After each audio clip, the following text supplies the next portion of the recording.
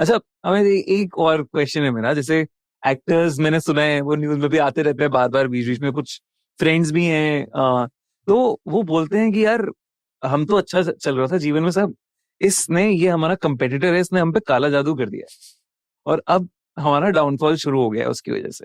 तो ये हुआ है, ये आपने सुना गलत है फहमी है। सबसे बड़ा डाउनफॉल तो तब हुआ जब आपने उसे अपना कंपटीटर बना लिया। तो सबसे पहला तो आपने खुद पे कुल्हाड़ी मार दी है। जब खुद पे कुल्हाड़ी मार दी है तो दूसरे की कुल्हाड़ी का कोई काम ही नहीं है वैसे। लेकिन मुझे पता है आप जो सवाल पूछना चाह रहे थे, मैं भी बड़ा इंट्रीग हूँ क्योंकि मुझे तंत्र के बारे में 2 चीजें मालूम है, वो भी बहुत लिमिटेड नॉलेज है यार। एक ये कि तंत्र बहुत पावरफुल साइंस है। It's a part of the ancient India.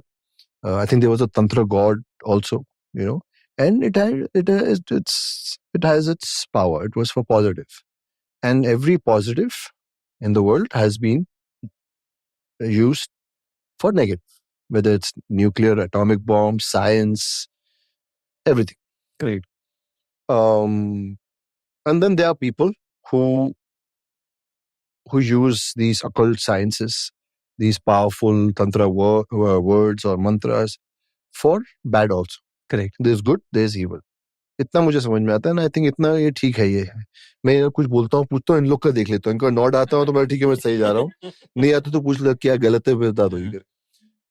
बाकी यार फिल्म इंडस्ट्री, आपकी industry, movie industry, people are everywhere. बड़े सारे ब्लैक मैजिक प्रैक्टिशनर ने ये कहा है कि क्या होता है, जैसे नींबू मिर्ची रखी है, बहुत छोटा सा एग्जाम्पल है, कहते हैं पैर नहीं रखते उस पे, तो अब वो नींबू मिर्ची किसी ने टोटका करके रखी हुई है, तो आपके साथ जो गलत हो रहा है, आपने उसका समाधान लेने के लिए आप किसी के पास गए और उसके लिए आपने वो नींबू मिर्ची रख दिया, तो वो टोटका किसी और पे लगने वाला है, अपना हो गया, दूसरे पे लग जाएगा, तो वो कहीं ना कहीं घूम फिर के आएगा।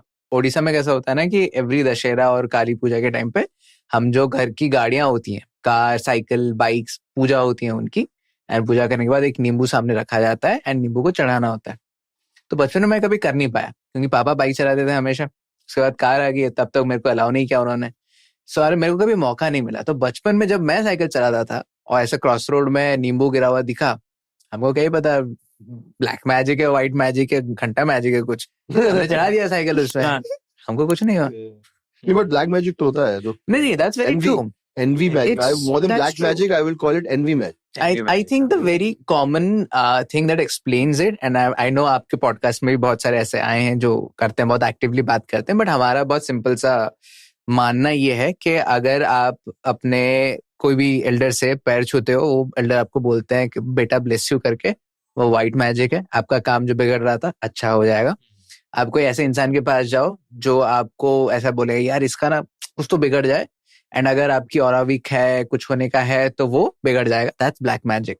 Now add a lot of these rituals and all, the black magic becomes very powerful, but other side, like he rightly said, there is also goodness.